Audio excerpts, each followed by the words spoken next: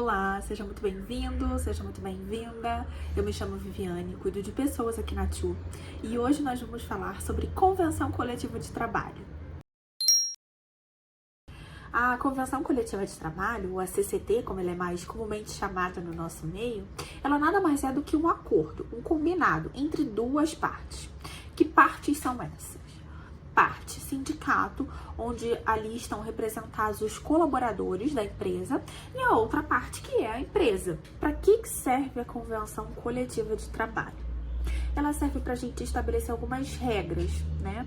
Alguns direitos, alguns deveres, benefícios, forma de trabalho, como que vai ser isso tudo. A convenção coletiva de trabalho, ela está para intermediar a forma em que o colaborador e a empresa se relacionam no âmbito trabalhista. Esses acordos são essenciais para a gente regular uma série de aspectos na relação trabalhista. Por exemplo, a gente pode falar sobre jornada de trabalho, a gente pode falar sobre salário, a gente pode falar sobre benefícios, sobre as condições de trabalho. E qual a importância da convenção coletiva de trabalho? A gente pode falar que elas servem para equilibrar as partes, né? Para equilibrar essas relações entre o empregador e o empregado, permitindo que ambas as partes tenham voz na definição ali das condições de trabalho.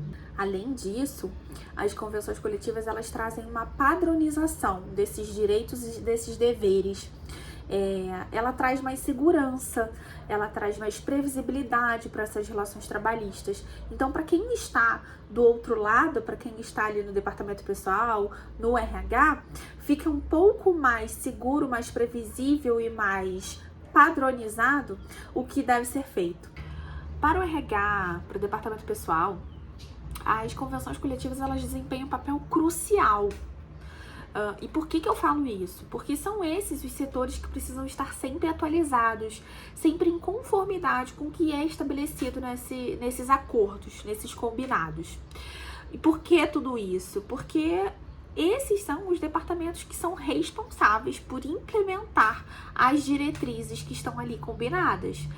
Desde o processo de contratação até a folha de pagamento, até a gestão dos benefícios, entre os outros aspectos relacionados ali à gestão de pessoas da convenção coletiva. Ela tem um impacto significativo dentro das relações de trabalho, né? Primeiro porque a gente pode falar que tudo que está dentro daquele documento influencia diretamente diversas questões de trabalho do colaborador. Vou te dar um exemplo.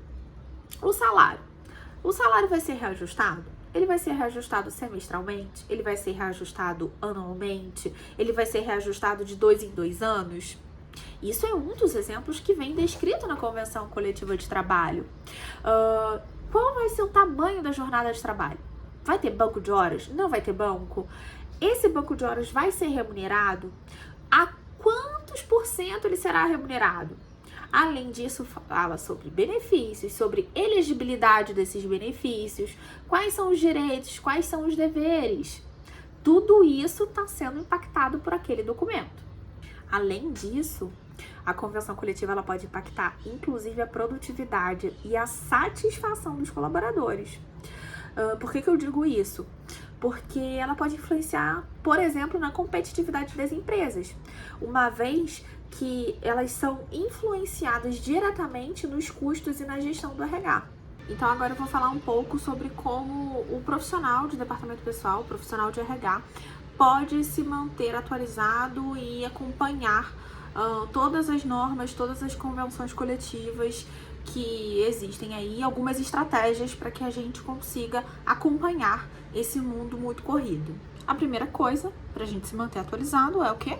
Acompanhar de perto essas negociações. A gente saber ali qual é o sindicato que a gente deve acompanhar, quando que ocorrem normalmente essas mudanças, essas negociações. Então, a gente mantém ali dentro de uma agenda, de um calendário, essa informação para que a gente se mantenha atualizado. Então, primeiro ponto, para a gente se manter atualizado, a gente precisa acompanhar de perto essas negociações. E para que a gente acompanhe essas negociações? Primeiro, precisamos saber quais são os sindicatos que a gente acompanha e, segundo, quais são as datas que normalmente são negociadas as questões trabalhistas ali com aquele sindicato. Segundo ponto muito importante para que a gente consiga se manter atualizado, tá? A análise e a interpretação desses dados que estão dentro da convenção coletiva, tá? Depois da assinatura da convenção, a gente precisa ler, a gente profissional de RH, de departamento pessoal, precisa ler este documento, tá? E precisa fazer uma análise detalhada do que está dentro deste documento, compreender ali como um todo todas as cláusulas para que a gente garanta a aplicação correta dentro da empresa. Então, a gente já teve ali uma primeira e uma segunda parte. Primeira parte, acompanhar quando e quais são os sindicatos, quando é negociado. Segunda parte que a gente teve, a gente fez uma análise detalhada daquele documento, viu quais são as cláusulas que mudaram, quais são as cláusulas que a gente vai aplicar. Depois dessas duas partes, a gente tem a parte que é bem importante também, que é a comunicação. A gente precisa transmitir essas informações relevantes, contidas ali na convenção coletiva, para os demais colaboradores, para os gestores e tudo mais, tá? Por que eu falo isso? Porque é essencial. Quem é que vai lidar com o colaborador no dia a dia? Não vai ser o gestor? O gestor precisa estar ciente também do que está acontecendo. O colaborador precisa estar ciente do que está ali dentro daquele documento em termos de direitos e deveres para com as relações trabalhistas que ele tem com a empresa. Outra etapa não menos importante é a adoção de processos internos mediante aquelas questões que estão ali descritas no documento. Então, por exemplo, eu vou precisar ajustar algum processo da minha folha de pagamento? Eu vou precisar ajustar algum processo de pagamento de benefício? A minha jornada de trabalho está de acordo com o que está escrito dentro da convenção coletiva? O pagamento da minha jornada de trabalho está de acordo com o que está descrito nessa convenção? Então, além de tudo que você já fez, você vai precisar fazer o quê? Uma adaptação dos teus processos internos. Além de tudo isso que eu te falei, pode ser que surja algum conflito, né? Era feito de um jeito, agora é feito de outro e tudo mais. Meu conselho é que você recorra primeiro ao diálogo, segundo, né, ao documento, à luz do documento. E caso ainda assim, com o diálogo, com o documento, não esteja muito claro, que você inclusive converse com o sindicato. O sindicato às vezes oferece ali alguns instrumentos para que você consiga resolver esse conflito. Se você não conseguir resolver através do diálogo, à luz do documento, ou mesmo com o sindicato, que você tenha ajuda, auxílio de uma consultoria jurídica especializada. Outro tópico importante, mas não menos importante que os demais, é que você mantenha essa documentação arquivada de forma correta, tá? De forma adequada. Por quê? Porque você precisa manter esses registros claros, esses registros de forma precisa, para que você baseie as suas ações com base naquele documento, ok?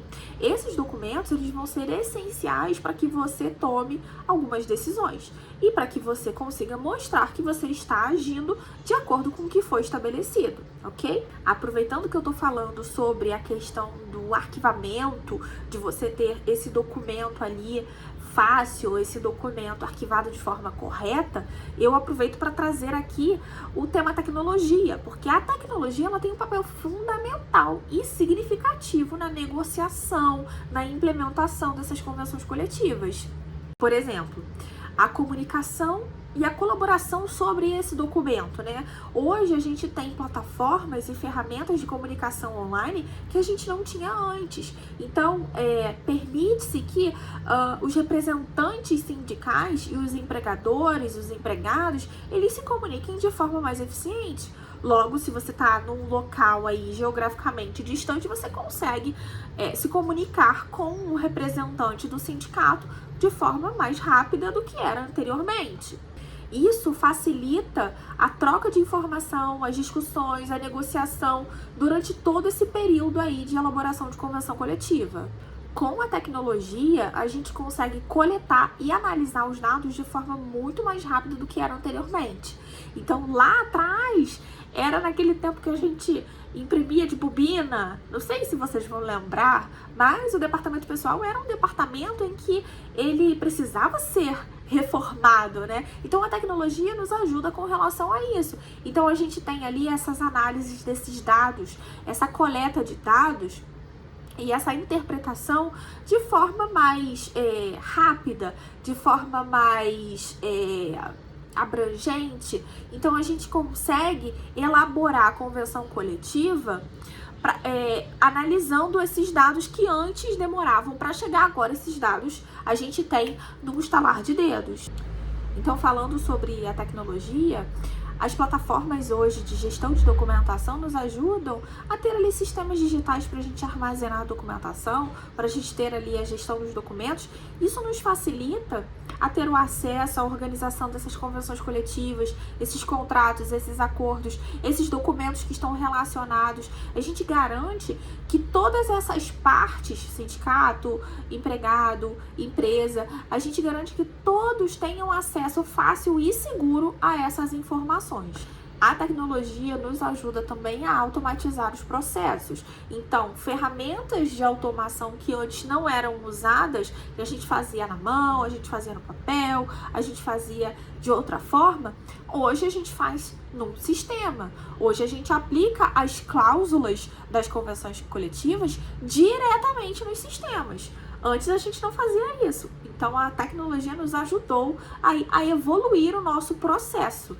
Então, a tecnologia, quando ela é utilizada aí de maneira adequada, ela pode agilizar, ela pode simplificar, ela pode garantir uma melhor gestão do acompanhamento dessas convenções coletivas. E assim a gente promove relações de trabalho muito mais transparentes, muito mais eficientes.